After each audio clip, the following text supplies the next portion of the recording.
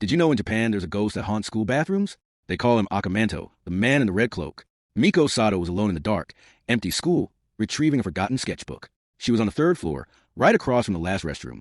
The air was unnaturally cold. She finished at the locker and heard it, a sharp tearing sound, like paper being pulled, coming from inside the girls' restroom. Miko pushed the door open. The room was empty, but the metallic, dry smell of old blood was heavy in the air. The tearing sound stopped. The last stall door was slightly ajar. Then the voice came, deep and unervingly close, from the air itself. Red paper or blue paper? Miko knew the legend. Red meant flaying. Blue meant blood draining. In desperate panic, she tried the rumored escape. Neither, she whispered. The lights died immediately. In the sudden blackness, she heard the loud thunk of the door lock, sliding home. Every exit was sealed. She turned to the mirror above the sinks.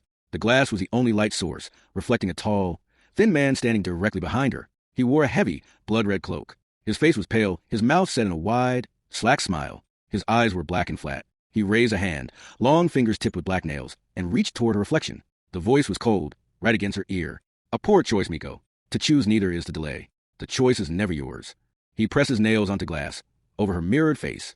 Miko felt a violent, invisible pressure on her back, shoving her hard against the sinks. She collapsed onto the cold floor. The man was gone.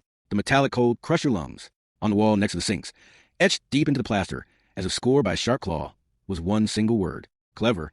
The custodian found her body the next morning, face down beside the sinks. No wounds, no blood, and no cause of death found by the medical examiner. When he turned her over, the skin on her back was impossibly thin, stretched taut and flat. Her uniform skirt, draped around her legs, was a saturated, unmistakable crimson red.